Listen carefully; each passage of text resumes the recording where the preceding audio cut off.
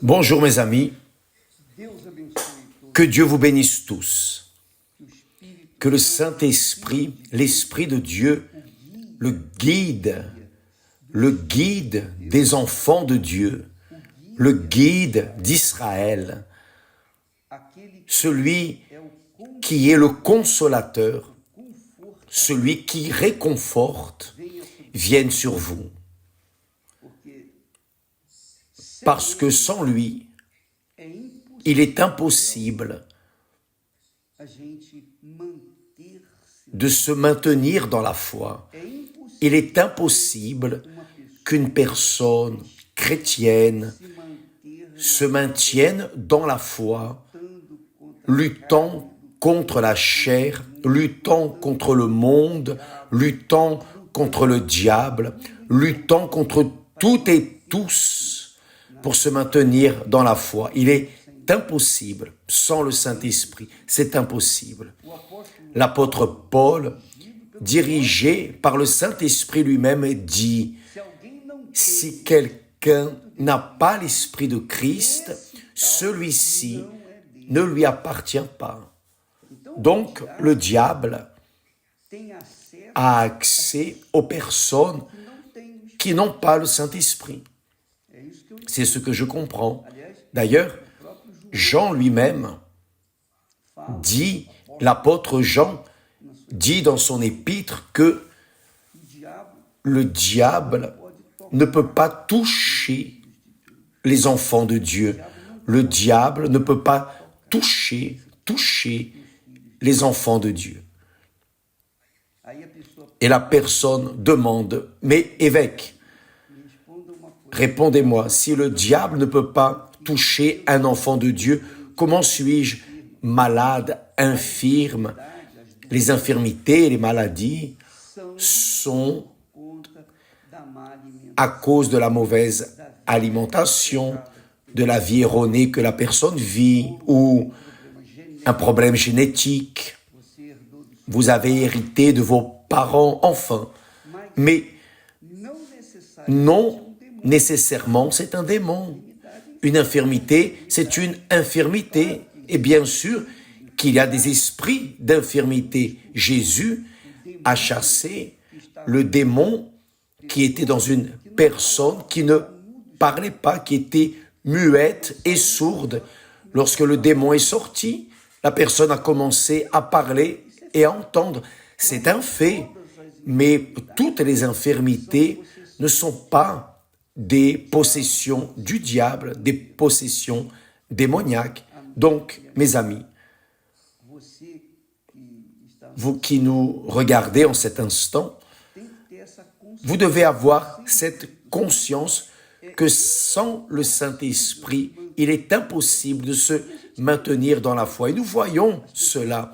Les personnes peuvent, durant un temps, elles peuvent penser qu'elles ont le Saint-Esprit, qu'elles sont fidèles à Dieu, qu'elles réussissent à surpasser certaines barrières, mais il y a des barrières qu'elles n'arrivent pas à surpasser. Pourquoi? Par manque du Saint-Esprit, car c'est le Saint-Esprit qui nous donne la force, c'est le Saint-Esprit qui nous donne la force de Dieu. Il est Dieu en nous, le Saint-Esprit est Dieu. Le Saint-Esprit n'est pas un esprit quelconque. Le Saint-Esprit, c'est Dieu. Il est le substitut de Jésus ici sur terre. D'abord est venu le Père, juste pour que vous compreniez. D'abord est venu le Dieu Père qui s'est manifesté à l'homme, qui a appelé Abraham, Isaac, etc., qui a construit le royaume d'Israël. Ensuite, le Père est monté et a envoyé le Fils mourir pour nos péchés. Donc le Fils est venu, a donné sa vie, a obéi, a suivi la parole, rempli du Saint-Esprit. Jésus a supporté tout ce qu'il a supporté. Il est mort, est ressuscité, est vivant, et il est monté, est à la droite du Dieu Père. Et donc, Jésus avait promis cela. Quand j'irai, je vous enverrai l'autre consolateur, qui sera pour toujours avec vous et en vous. Donc, le Saint-Esprit, aujourd'hui, est le guide. C'est notre guide. Celui qui n'a pas le guide, qui a guidé Jésus, qui est Dieu lui-même, le Saint-Esprit, est perdu. Donc, c'est une proie facile pour le diable. C'est pour cela que beaucoup de personnes meurent. Beaucoup de personnes sont assassinées. Beaucoup de personnes ont succombé dans ce monde à cause, par le fait de ne pas avoir la protection du Saint-Esprit. Le Saint-Esprit, c'est le psaume 91. Celui qui demeure sous l'abri du Très-Haut, c'est le Saint-Esprit. Celui qui demeure sous l'abri du Très-Haut repose à l'ombre du Tout-Puissant. C'est très glorieux, c'est magnifique. Cela nous apporte un réconfort spirituel et une conviction, une foi solide qu'il est avec nous. Il est avec nous. Et plus, il y a plus. Si vous voulez savoir réellement si vous avez ou non le Saint-Esprit, laissez-moi vous dire comment sais-je que le Saint-Esprit est avec moi? Comment ai-je la certitude que le Saint-Esprit est avec moi? Parce que c'est une certitude, une conviction personnelle. Je suis avec lui, je vis pour lui. Je vis soumis à sa direction. Sans sa direction, je ne suis rien. Je n'arrive à rien transmettre à personne. Sans le Saint-Esprit, je ne saurais pas quoi dire. Sans le Saint-Esprit, je ne saurais pas comment me conduire. Sans le Saint-Esprit, je ne saurais pas vivre. Sans le Saint-Esprit, je n'existerais pas tout simplement. Pourquoi? Parce qu'il est l'essence de Dieu en nous. Et j'ai cette certitude absolue, personnelle, cette certitude, cette conviction que je suis avec lui, me donne la certitude qu'il est avec moi. Parce que si je suis avec lui, il est avec moi. Si je ne suis pas avec lui, si j'ai des doutes que je suis avec lui, bien sûr que j'aurai des doutes qu'il est avec moi. Donc, vérifiez, mes amis, là, vous, en ce moment, si vous êtes enveloppé par des doutes, des peurs, des insécurités, si vous êtes cette créature qui vit anxieuse, je vous pose une question. Êtes-vous avec Dieu? Vous allez me dire, évêque, je ne sais pas. Pourquoi ne savez-vous pas? Parce que vous n'êtes pas, et vous savez que vous ne l'êtes pas. Soyez francs, nous devons être francs. Ça ne sert à rien de vouloir se tromper soi-même, n'est-ce pas? Vous savez qui vous êtes. Vous avez conscience de qui vous êtes, de votre foi. Et si vous portez en vous des doutes en relation que vous êtes de Dieu, il est logique que vous avez des doutes que Dieu est avec vous. Et s'il y a des doutes, alors ce n'est pas. Tout dépend de chacun. Je sais que beaucoup de personnes se convainquent qu'elles sont de Dieu, mais leur vie, en règle générale, sont une distorsion de la foi chrétienne. C'est une aberration de la foi chrétienne. Comment sont-elles de Dieu? De Dieu sont ceux qui écoutent et obéissent à la parole de Dieu. C'est la réalité, mes chers amis. Donc, nous avons dit hier, en relation au baptême dans les eaux, le baptême d'eau est extrêmement, il est autant, si important que le baptême du Saint-Esprit, le saviez-vous?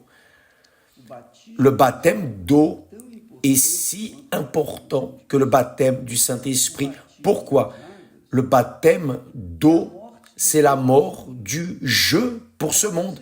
Maintenant, vous avez été baptisé une fois, deux fois. Combien de fois avez-vous été baptisé? Mais dans la pratique, vous continuez dans le monde. Vous savez cela. Vous continuez à aimer le monde et les choses du monde. Donc, je vous demande, êtes-vous mort pour Jésus? Non, vous n'êtes pas mort. Votre baptême a été un bain. Vous avez pris un bain seulement. Vous pouvez avoir lavé le corps, mais vous n'avez pas lavé l'âme.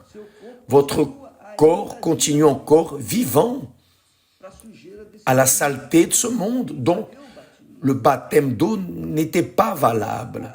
Donc, c'est la même chose avec le baptême du Saint-Esprit. Quand la personne reçoit le Saint-Esprit, obligatoirement, sa pensée change. Ses projets changent. Ses rêves changent. Quand une personne est baptisée du Saint-Esprit, elle n'est plus accrochée, prisonnière aux personnes, aux choses, à rien dans ce monde. Pourquoi? Parce qu'elle est le propre temple de Dieu. C'est la richesse de Dieu sur terre. Cela est très important, mes amis. Lorsque Jésus a dit, quand la personne reçoit le baptême d'eau, elle est une nouvelle créature. Elle naît de nouveau. Elle est une nouvelle nature spirituelle. Et avec cette nature spirituelle, elle réussit à supporter, à vivre, à survivre dans ce monde cruel, ce monde sale, pourri. Elle réussit à vaincre toute la saleté de ce monde infernal. Pourquoi? Parce qu'elle est une nouvelle créature, une nouvelle pensée, un nouveau cœur. Ainsi est le baptême d'eau. Quand la personne se baptise d'eau et que réellement le baptême est arrivé, alors elle est morte pour le monde. Elle, tout simplement, ignore le monde. Elle vit pour la foi. Elle vit pour l'obéissance à la parole de Dieu. Donc, avec cette nouvelle créature scellée du Saint-Esprit, c'est fini. Elle devient une personne divine, une créature divine. Là, oui, elle est prête à affronter tout l'enfer et vaincre parce qu'elle est de Dieu. Ce que l'apôtre dit, celui qui est de Dieu, le diable ne peut pas le toucher. Comprenez-vous, mes chers amis? Grâce à Dieu. Je sais que beaucoup de personnes ne comprennent pas notre langage, ne comprennent pas notre discours,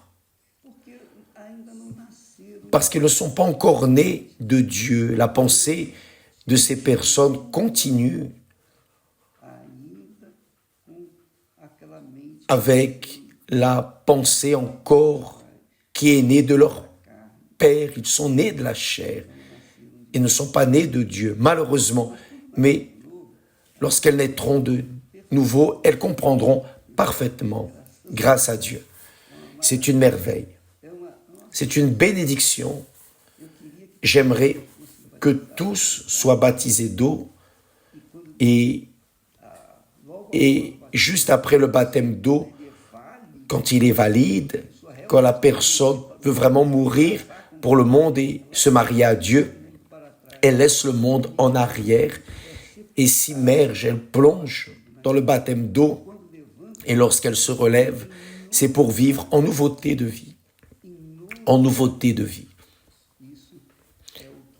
Et c'est ce qui doit arriver. Quand elle reçoit le Saint-Esprit, c'est la même chose. Sauf que le Saint-Esprit, c'est la pensée de Dieu dans la personne qui est une nouvelle créature.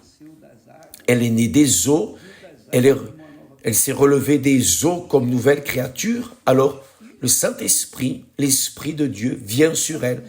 Parfois, il vient avant, parfois, il vient après le baptême, parfois, il vient un mois après, mais il vient, certainement, il vient, parce qu'elle est une nouvelle créature. Elle est morte pour le monde. C'est pour cela que le baptême d'eau est si important que le baptême du Saint-Esprit. Nous continuerons à parler de ce sujet pour enlever les doutes des personnes qui disent « Évêque, je me suis déjà baptisé 2 fois, dois-je me baptiser de nouveau ?» Ne me demandez pas, c'est vous qui devez répondre. Demandez au Saint-Esprit.